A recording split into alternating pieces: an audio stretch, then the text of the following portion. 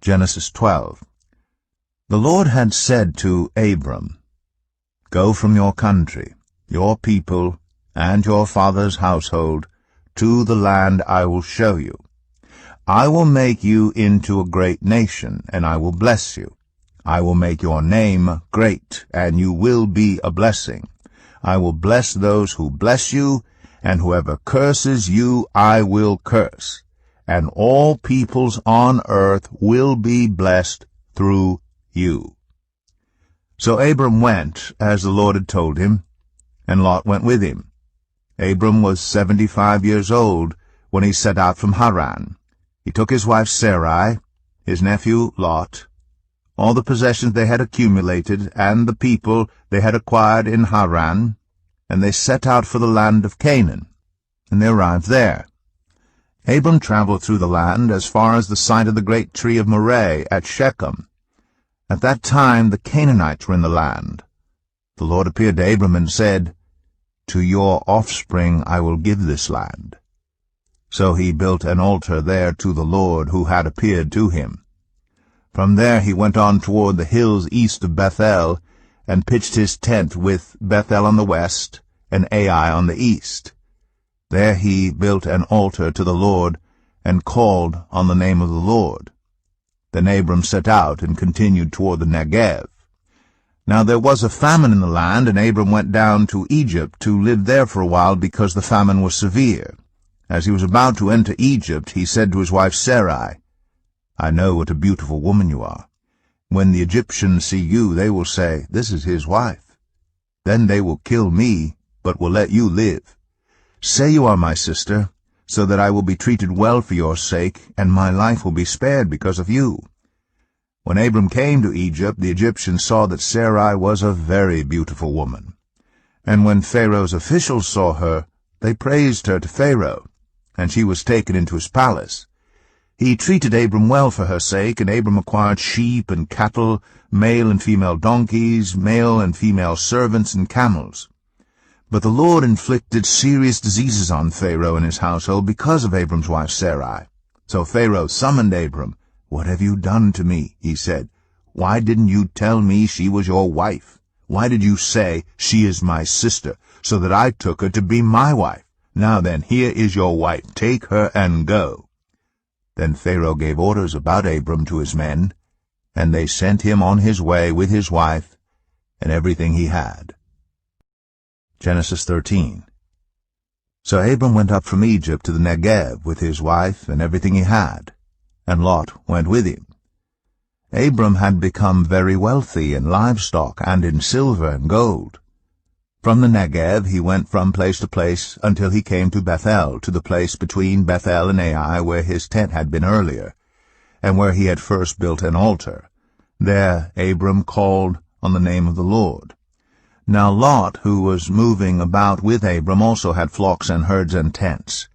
But the land could not support them while they stayed together, for their possessions were so great that they were not able to stay together. And quarreling arose between Abram's herders and Lot's.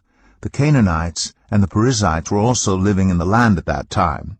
So Abram said to Lot, "Let's not have any quarreling between you and me, or between your herders and mine, for we are close relatives. Is not the whole land before you? Let's part company. If you go to the left, I'll go to the right. If you go to the right, I'll go to the left."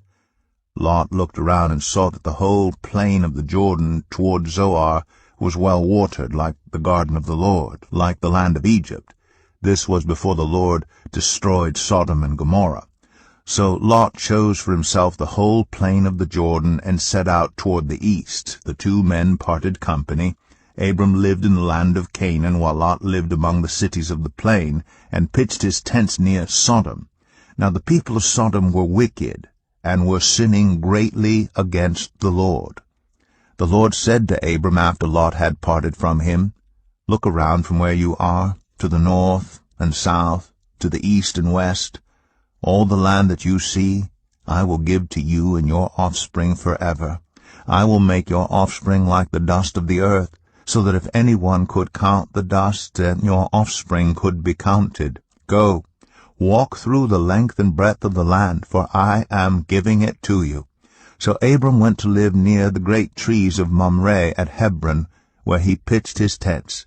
There he built an altar to the Lord.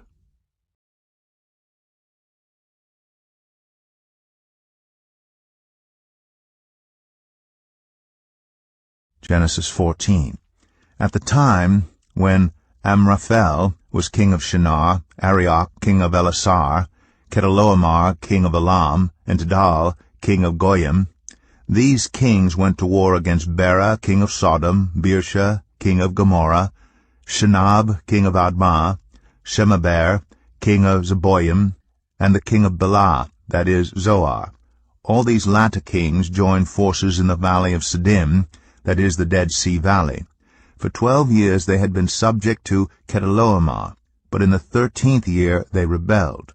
In the 14th year, Chedorlaomer and the kings allied with him went out and defeated the Rephaites in Ashtoreth Karnaim, the Zuzites in Ham, the Emites in Shaveh Kiriathaim, and the Horites in the hill country of Seir, as far as El Paran near the desert. Then they turned back and went to En-Mishpat, that is, Kadesh, and they conquered the whole territory of the Amalekites, as well as the Amorites who were living in Hazazon Tamar.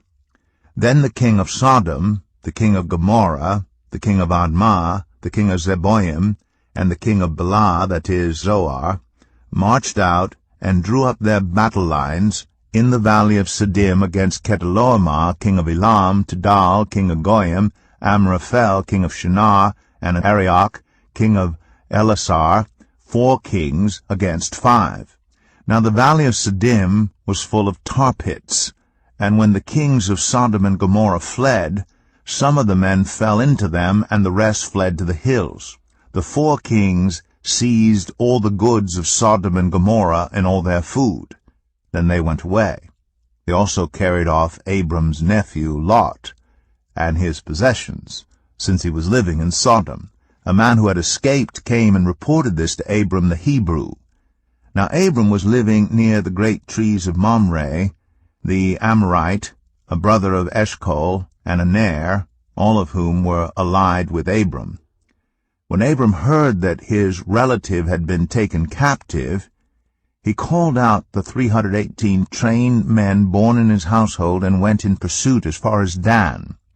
During the night Abram divided his men to attack them, and he routed them, pursuing them as far as Hobah, north of Damascus.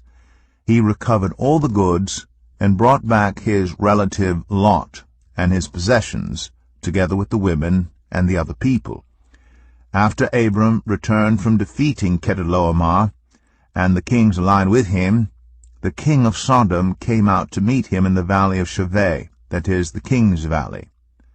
Then Melchizedek, king of Salem, brought out bread and wine.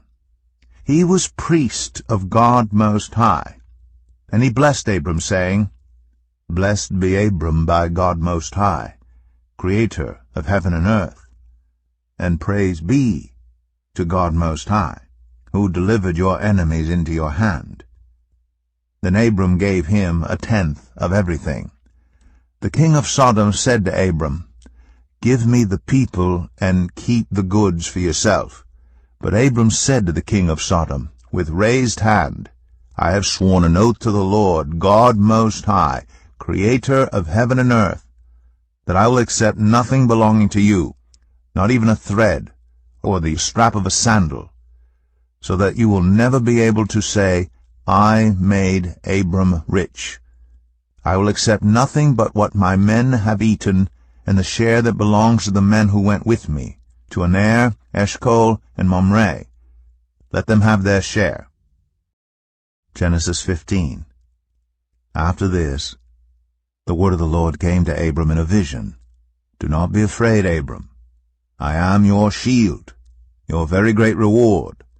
But Abram said, Sovereign Lord, what can you give me, since I remain childless? And the one who will inherit my estate is Eliezer of Damascus. And Abram said, You have given me no children, so a servant in my household will be my heir. Then the word of the Lord came to him, This man will not be your heir, but a son who is your own flesh and blood, will be your heir. He took him outside and said, Look up at the sky and count the stars, if indeed you can count them. Then he said to him, So shall your offspring be. Abram believed the Lord, and he credited it to him as righteousness. He also said to him, I am the Lord, who brought you out of Ur of the Chaldeans to give you this land to take possession of it. But Abram said, Sovereign Lord, how can I know that I will gain possession of it? So the Lord said to him, Bring me a heifer, a goat, and a ram, each 3 years old, along with a dove and a young pigeon. Abram brought all these to him, cut them in two, and arranged the halves opposite each other. The birds, however, he did not cut in half. Then birds of prey came down on the carcasses, but Abram drove them away. As the sun was setting, Abram fell into a deep sleep, and a thick and dreadful darkness came over him. Then the Lord said to him, Know for certain that for 400 years your descendants will be strangers in a country not their own, and that they will be enslaved and mistreated there. But I will punish the nation they serve as slaves, and afterward they will come out with great possessions. You, however, will go to your ancestors in peace and be buried at a good old age. In the 4th generation your descendants will come back here, for the sin of the Amorites has not yet reached its full measure. When the sun had set and darkness had fallen, a smoking fire pot with a blazing torch appeared and passed between the pieces. On that day the Lord made a covenant with Abram and said, To your descendants I give this land, from the Wadi of Egypt to the great river the Euphrates, the land of the Kenites, Kenizzites, Cadmonites, Hittites, Perizzites, Rephaites, Amorites, Canaanites, Girgashites, and Jebusites.